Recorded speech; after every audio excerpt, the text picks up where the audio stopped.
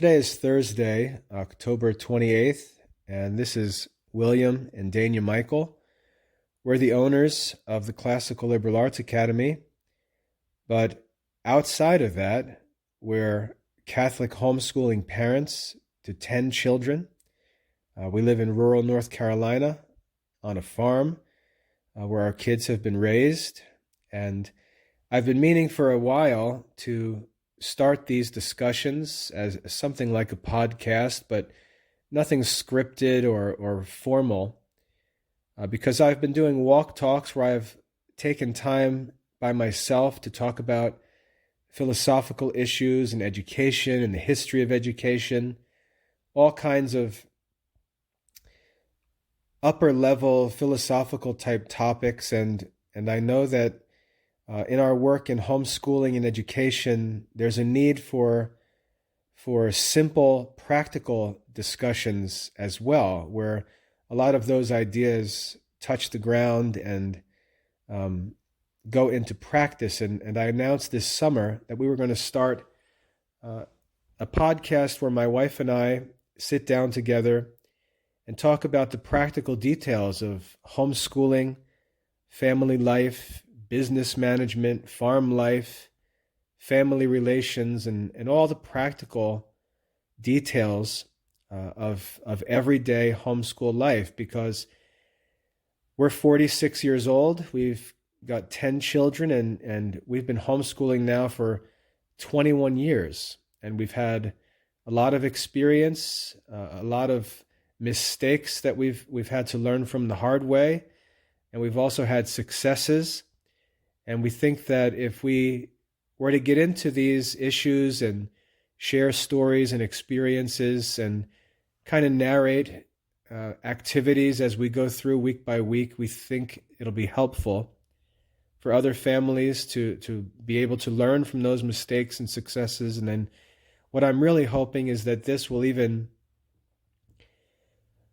stir up other couples to kind of do the same thing and start sharing their own discussions and experiences and events, and allow families to get to know each other and hear each other's stories and participate with one another as they undertake this work of Catholic homeschooling in modern American society, because it's very, very difficult and challenging. It's confusing. At times it's very lonely, and some days are good, some days are bad, and it's just good for us to think about these things, talk about these things, and hear others talk about them as well. So I'm hoping that we can get something started like this, where couples will take some time to sit down together, talk through their daily or weekly experiences, and we'll all get a kick out of hearing each other's stories and learning from one another and helping each other. And as we go along, I think that these talks will become more focused and things will get more organized and become more helpful. We can ask each other questions and talk about things, and then use the recorded times to answer questions and share things in a way that can be enjoyed. So I've enjoyed doing the walk talks, and I've received a lot of positive feedback from those walk talks. And I think that this will offer the same kind of benefits, but in a different way, to a different audience, in the sense that instead of philosophical talks that have been mostly received by men, most of the feedback I get on walk talks is coming from Catholic fathers and men who are studying. I'd like to reach out more to the homeschooling mothers and deal with the practical things that go on every day, where the rubber meets the road and all of these ideas get put into practice. So what I think would be good for a first talk is if I just have my wife introduce our family and sort of give an overview of our children, their names and ages, where they're at, what they're doing, and go from the oldest all the way down to the youngest, just to kind of paint a picture of our family and where everyone's at and what we're dealing with as a homeschooling family in terms of educating different children at different ages and different levels and things like that. So Daniel, why don't you just talk through, give an overview of the kids and where they're at and what's going on, and just take your time and walk through those details. Okay, our oldest is Jonathan. Jonathan is 21 right now, and Jonathan is at UNCC, University of North Carolina in Charlotte, which is about 45 minutes from our home. He lives on campus and he's studying criminal justice. He's doing well. This is his first semester there. He transferred there from an online college, Purdue Online, and he loves it. He's also in ROTC, and he's learning a lot of leadership skills. Basically he has to get up in the morning, 4:30 in the morning, and be there for PT, and he's leading other soldiers and running and a lot of physical training, and he loves it. He loves all of his classes. He's very happy, and he's settled into college life well. The next one is Elizabeth. Elizabeth is 20, and she is an EMT, and she just was admitted to UNCC. She's going to be studying political science, so she's not really sure what she wants to do yet, but she loves caring for people. She was thinking she wanted to do medical work, but she decided she's really not, doesn't want to go that way, and so she's looking at political science as a major. So she's very excited about starting in the spring. Our third child is David. David is 18. Right now he is also in the Army Reserves like Jonathan and Elizabeth.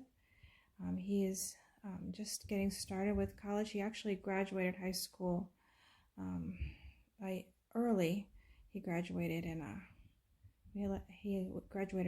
March. He went away to basic training, and so he's just getting started with college right now. He's got an online class with Purdue Online Global, and he's planning on applying for UNCC to start next fall. He's also working a security guard job at night, and he's just kind of just getting his feet wet with everything, trying to figure out what he wants to do. And then we have Mary. Mary is a 17-year-old. She's basically in 11th grade right now. She's just starting to take her studies seriously, and she's finding a lot of happiness and excitement in studying ethics and American government, and she's just getting very excited about her studies right now. And so she's encouraging to me because she was very late to enjoy studies, and she gave me a hard time for a lot of years, and now she's really thriving and doing very well. Our fifth child is Samuel. Samuel is 15. Samuel is he's taking most of the 9th grade class in CLA, and he was kind of it got a late start. He's a little slow, and he's very hands-on and practical. He likes to do a lot of outside work, and he works a couple jobs. He works for a organic gardening family we know around the block, and he works for another man who has a sawmill, and he's appreciated a lot by both of them. So he's that's the kind of things he enjoys, and he doesn't enjoy studies as much, but he's working on it, and this year he's made a lot of progress. And next we have Jacob. Jacob is 14. Jacob is kind of quieter, and he really loves studies, but he gets distracted a lot. He's in 9th grade, so he's starting ethics. He's starting algebra. He's starting all of the high school 9th grade courses, and he's doing well. And he's just taking time to kind of transfer from like a little kid life to high school life. So he's just doing well. And next we have Joshua. Joshua is 12. He's I guess he's just starting confirmation preparation, so he would be considered 7th grade. He loves studying Baltimore Catechism. He loves studying the daily scripture. He does a daily scripture reading every day, which he loves. He's doing Aesop's Fables, and little by little, he's making progress too. And then we have Daniel after him. Daniel's 11. So Daniel, he's the same courses as Joshua. And then I have Isaiah. Isaiah is 9. I've kind of grouped Joshua, Daniel, Isaiah together, being that Isaiah's quick to learn, Daniel's pretty quick to learn, and Joshua's a little slower. So I kind of keep the 3 of them together, and it's done well. They encourage each other, they work together, and it makes things a little easier for me to just have a group of them working together. And then lastly, we have Anna. Anna is 6, and she's just getting started right now. She's just learning to read and learning to write, and that's where we're at. So one of the things that's been most interesting with our kids is that this interest in the military has sort of taken over all of our children's lives, except for Mary, our 17-year-old daughter. She's not interested in military things, but all of our boys are interested in military life. And our oldest daughter, she entered the Army Reserves as a combat medic. And we never anticipated military interest among the kids. And now military interest dominates all of our kids' lives. They all are interested in joining the military. Our oldest children love it, and it's the focus of their lives. That's really changed our family life. That's changed our homeschooling, changed the spirit of the family. Has definitely helped us with parenting, because the military has created an accountability for the kids that's definitely helped with parenting and taken away a lot of the foolishness that's just normal in kids and the idleness. It's given them a focus. It's very easy to challenge them and motivate them, because they have this ideal of being soldiers and training and serving their country, and it's easy to talk to them about moral issues and work and discipline. So all of the kids' interest in the military came out of nowhere. So we're definitely going to talk about that over time, because we've learned so much through their experience with military occupations, going to college as Army reservists, ROTC program, and how that's affected their lives, and how all of that's trickled down into our daily homeschool activity. It has affected the kids' studies, the things they talk about, think about, do in their leisure time, and so on. So one thing I do notice is just how the older kids took interest in military life, and Jonathan led the way in that, and the younger kids have followed him, and now the younger kids who are at home, they look up to Jonathan and Elizabeth, and now they see David getting started, and they really see their plan all set out in front of them. And so that's been an interesting shift in our life. Neither Dania nor myself have any experience in the military, nor even in our families was there any military experience, but that's become a real dominant interest among our kids, and that's radically affected our homeschooling. So with the kids from ages 21 down to 6, Dania, why don't you take a few minutes and just walk through a normal homeschool day in the house here while you're with the kids for homeschooling. Okay, for a normal day, let's see, we kind of take it easy in the morning. So usually you and I are working late at night, so our mornings are usually a little bit leisurely. And so the first thing in the morning, I usually get up, we make a pot of coffee. The kids and I will sit and have a cup of coffee together, and I usually will, at that time, I read morning prayer to them, and they just have to listen, and they respond here and there, but mostly they just listen, and we read the morning readings together. And then after that, we get the house straightened up and we start our school day. We have a schoolroom, which is helpful to keep everything organized and in one place, and everybody's got a desk, and so all of their materials and their pencils and their notebooks are kept in their desk. So everybody sits in their desk, and then I will start morning scripture reading. Right now we've been reading through Nehemiah, and we just started Tobit this morning. So we read that and we talk about the morning reading together. I've actually been reading all three readings, the morning, the midday reading, and the evening reading at the same time. I do that just because I would like to do them 3 times a day, but I usually when I've tried to do that, I forget or and things get busy. So I just do them all in the morning when we're all sitting there have the time, and we talk about them together. So we'll talk about the morning reading and anything that we can think about from either chronology or Proverbs or anything we've learned about or anything interesting. Then we read the Proverbs. We talk about them. The kids point out anything that they remember from other readings that those Proverbs apply to. And then we do our evening reading. Evening reading, we're going through the Gospels. Right now we're going through the Gospel of John. So we talk about Jesus' life. And we just, anything significant or anything important we think about, we just talk about that. And then the children get their computers out, and they will write down their summary questions. So they have to write what passage they're reading. They have to write a little description about what was the passage contains, and then they have to write at the end what they learned and how they can apply the passages to their life. So we talk about that, and I go around between each of the children and I check over their punctuation and their capitalization and spelling. And once they all look good, I allow them to submit them as soon as they're ready. After that, what we do each day depends upon what day of the week it is.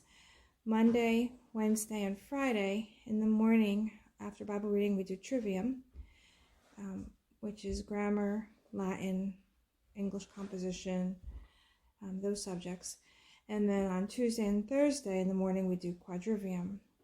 So say a Monday morning after the daily Bible reading, we will start first with Latin reading, and each child makes 2 translation copies, one in English to Latin, one Latin to English. And then after that, after they do that, if they're ready, they do the assessment. If not, they study the lesson for a little while. And then after we do Latin reading, the children will work on their grammar course. Some of the kids are working on classical grammar, some of them are working on elementary grammar. So it depends on which one they're working on. And then I help them through that, answer any questions they have, read the lesson with them, make sure they're watching the right video, and things like that. If they're doing the assessment, then I just watch over them and help them with that. After grammar, they'll work on some Latin vocab for a while. I'll have them copy out the lesson one time, writing Latin and then English translation underneath. And if they're ready, they will take their assessment. The other kids, like Samuel and Jacob, they're high school age, so they do some different courses. They also do English composition, and they do English literature.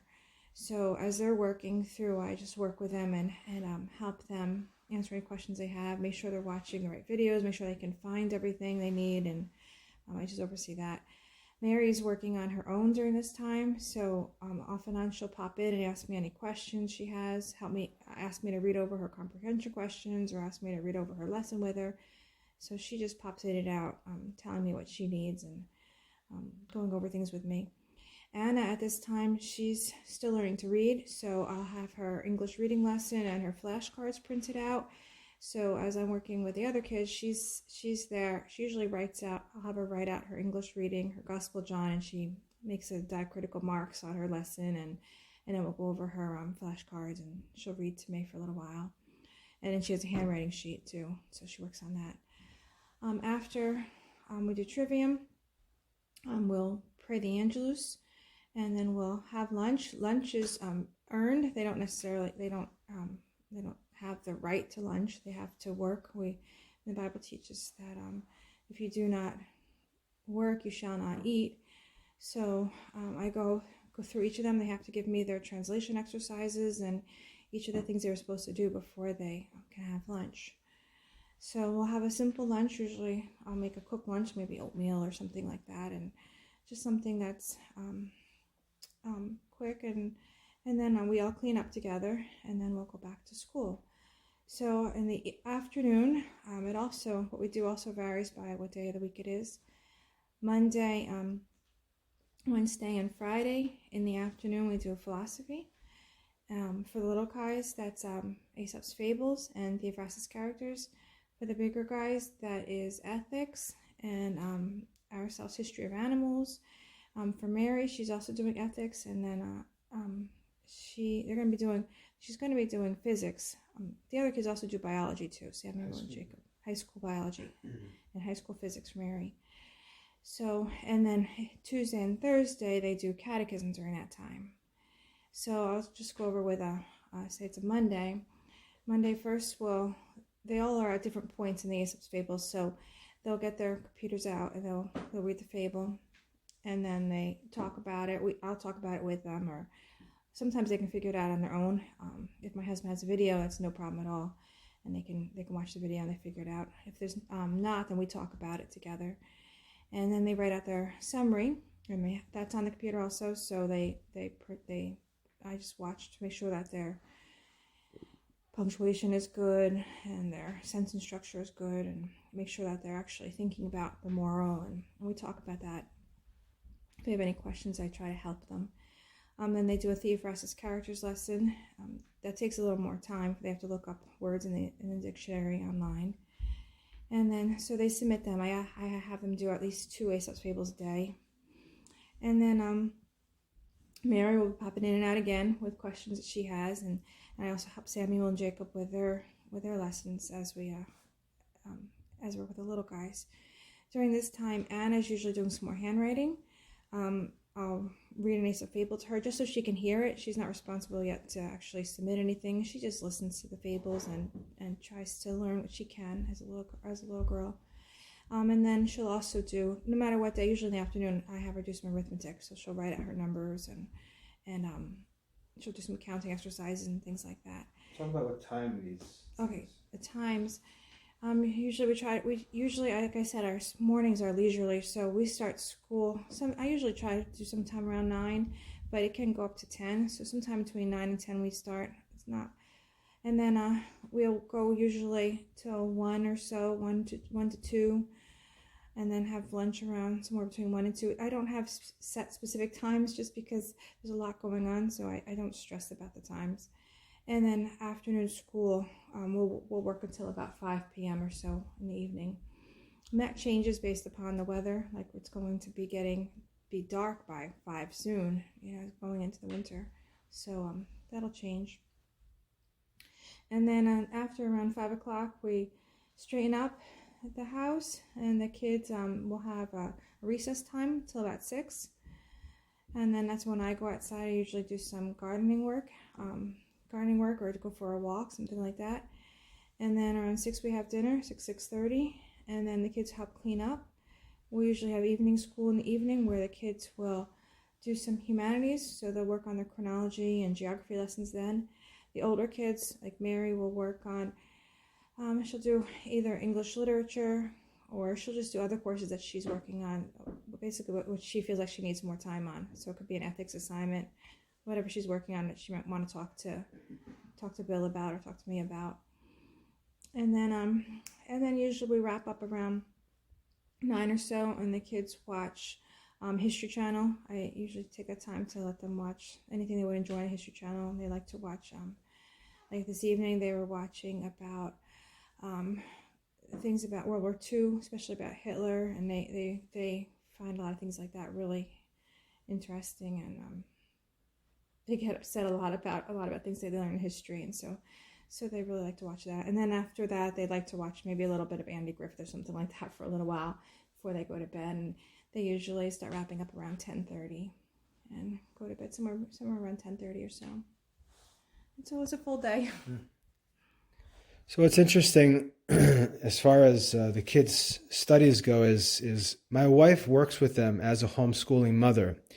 She doesn't grade their work. She doesn't record their work. All of that's done using the academy system just like anyone else would. My kids submit their assignments during the day, And at night, I'll actually grade their assignments with all the other academy students, just as if they were, children in any other family. So my wife uses the academy program as any homeschooling mother can. So it's interesting, I think, just to think about that. She obviously she knows the program well and has access to all the resources, but really she doesn't do anything with the children that can't be done by anyone using the program. She just works with them as a homeschooling mother. When times are up, she wraps up and they close up and then move on to the next activity or next event in the scheduled day. So the family schedule, as she was explaining, it goes from 10 o'clock in the morning or so until 5 o'clock for school time, and then some recess and a break, and then the kids are back in school in the evenings from 7 o'clock? 7 o'clock to 9 o'clock or so, something like that. So it's a full day of studies for the kids, and that's pretty much our default schedule. The kids expect that schedule every day. We don't get much fussing about the schedule because it's pretty balanced and comfortable for the kids. They like their daily routine. So that's our normal homeschool schedule and routine. So 10 children. The older kids, we've got 3 who are no longer studying at home. So 7 are being homeschooled right now. The older 3, Jonathan, as my wife said, is away. He lives on campus in Charlotte. The kids go to UNC Charlotte because it's a good school. It's in Charlotte. They like Charlotte. It's a pretty city. It's about 40 minutes from home. So even though they're away on campus, they're still close enough they can swing home for a weekend or be in touch. And Jonathan's there on campus. Lizzie's heading there in the spring, and then David's planning to go also. So it's a good university close to home, in a nice place over in Charlotte. So David's in the midst of transitioning right now. He just finished up homeschool, so he's getting settled into some online college courses to help him get ready, and he'll be heading over there probably sometime next year. And so we have 7 kids at home, ages 17 down to 6. Mary being the oldest, Anna being the youngest. So I hope that's a helpful overview of where our kids are at and what they do during their school days. If there's any of that stuff that you'd like to talk about, if you'd like to know more of the details, practical details about what the kids are doing, what they're working on, how they do it, things like that, just ask and we'll share some of the details on those things. For a little background on my wife and I, we're both classics graduates. We both attended Rutgers University. We both studied classics. So sometimes I'm concerned that we may take some things for granted with classical studies. We both are also experienced school teachers. So I don't want to take things for granted and talk about things where maybe some of the practical details need to be discussed a little bit. So if any of that stuff's interesting, or you'd like to get into the details, talk more about the schedule, talk more about the kids' actual activities, all those things, that's what I'd like these talks to be for. They're not going to be philosophical talks. We're going to talk about the nitty-gritty, everyday details of homeschool life. So I hope that's a helpful introduction to where we're at. What we're going to do is a few times a week, we're going to talk about what's going on in homeschool life, what the kids are working on, events that come up in homeschooling. Like today, for example, the kids got standardized test scores back. We've got holidays coming up. We'd like to talk about holiday issues and celebrating holidays with families and traditions and holiday seasons and things like that. We've also got the challenges of managing a family business, working together as a family with family business activities and tasks. We've got, as I said, we've got farm activity that goes on in gardens, and all of that incorporates into our kids' homeschool life and into our activities as a family. So I really don't think that we can talk about homeschooling just in terms of classes and subjects and books and things like that. I think what's helpful is if we talk about how everything goes together, a complete and full Christian life that takes into account all of these things. So we'd like to talk about the practical details of family life as all of these different parts of life interact with one another and affect what we do and how we do it. So that's about 30 minutes. I think that's where we'd like to keep these talks as we go forward. So in this first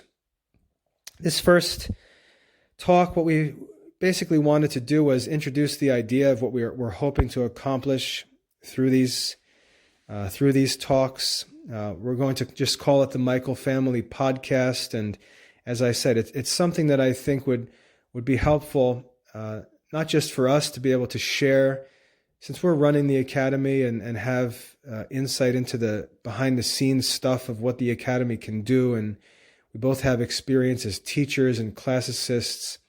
We'd like to talk much more about the details of family life, but we'd also like to encourage other families to do the same and share events in their lives, share what they're doing in their homeschooling, how things are going, good and bad, and we'll learn from each other and try to encourage one another as we undertake this work, which, as I talk about in the walk talks, this is heroic work. Some people like to downplay homeschooling, talk about how it's fun and simple and you should pull your kids out of school and homeschool, but homeschooling is extremely difficult work, exhausting work. It really consumes all of your energy, all of your time, all of your resources, challenges you in a million different ways because you're just taking on so many responsibilities as a parent to manage not just the kids' studies, but their entire lives. And it's very complex work, and no one's prepared for it. No one can handle it. No one's sufficient for it. And I think that we've got to learn to talk about it honestly and frankly and get into the practical details and help each other because it's difficult work. And there are many families falling apart and failing as they try to homeschool.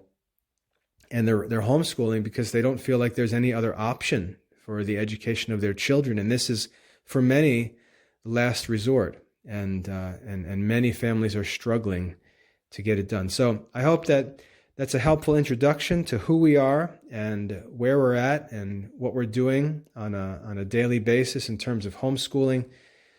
In our next talks, we'll get into the details of these things and start getting into the practical matters of weekly homeschool experiences. And as I said, we've got holidays coming up, and my wife mentioned gardening. She just planted our fall vegetable gardens, and we'll talk about family food and meals and diet and religion and church life and all kinds of family issues. So we'll just get into these things week by week and make this as personal and practical a discussion as we can. And as I said, we'd like to hear from others as well and have other families do the same. So that's all from us tonight. I hope that's a helpful introduction to what we're hoping to accomplish.